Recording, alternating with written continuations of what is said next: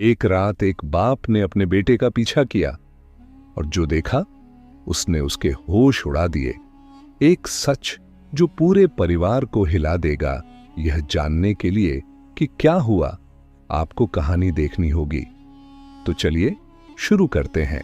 दिलशाद अहमद का परिवार पुरानी दिल्ली की तंग गलियों में एक छोटे से मकान में रहता था। परिवार में उनकी पत्नी फरीदा, बड़ा बेटा अयान, छोटी बेटी सना और बूढ़ी अम्मी थीं। दिलशाद एक दर्जी का काम करते थे और उनकी दुकान मस्जिद के पास एक गली में थी। परिवार में सादगी थी लेकिन खुशहाली भी। पर हाल ही में अयान का बर्ताव अजीब सा हो गया था। वह अक्सर रात को देर से आता और उसकी आंखों में एक अजीब सी बेचैनी रहती।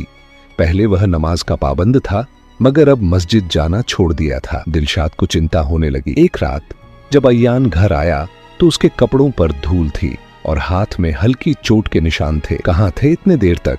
दिलशाद ने पूछा। दोस्तों के साथ था अब्बा, जरा पढ़ाई के बाद घूमने चला गया था, अयान ने नजरें चुराते हुए जवाब दिया। दिलशाद को यकीन नहीं हुआ।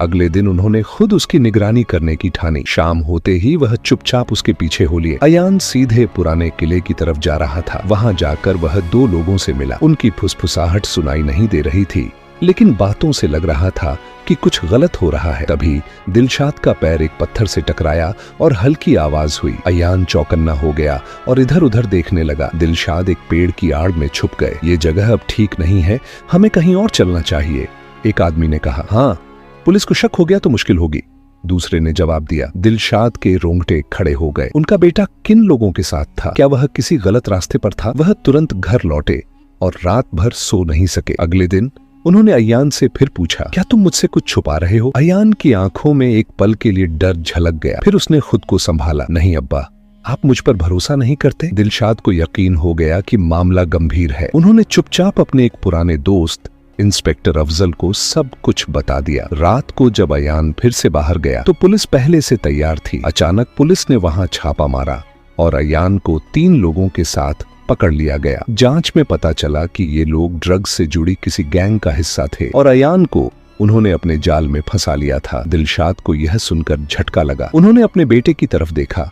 उसकी आंखों में पछतावा था। अब्बा, मैं फंस गया था, मुझे माफ कर दो, अयान ने रोते हुए कहा। दिलशाद ने उसे गले लगा लिया। बेटा, तुमसे गलती हुई लेकिन अब तुम सही रास्ते पर आओगे। अल्लाह तौबा करने वालों को माफ करता है। इसके बाद दिलशाद ने अयान को एक मदरसे में भेज दिया जहां वह फिर से अपनी जिंदगी सुधारने लगा। इस घटना ने पूरे परिवार को झकझोर कर रख दिया लेकिन इससे उन्होंने सीखा कि परिवार के बच्चों पर ध्यान देना कितना जरूरी है। कभी कभी साए में छुपा सच बहुत खतरनाक होता है लेकिन अगर सही समय पर संभल जाओ तो अंधेरे से रोशनी की तरफ लौटना मुमकिन होता है। जिंदगी में हर किसी से गलती होती है लेकिन जो वक्त पर सुधर जाए वही असली जीत है। परिवार सिर्फ साथ रहने का नाम नहीं बल्कि एक दूसरे को समझने और सही रास्ते पर लाने का नाम है।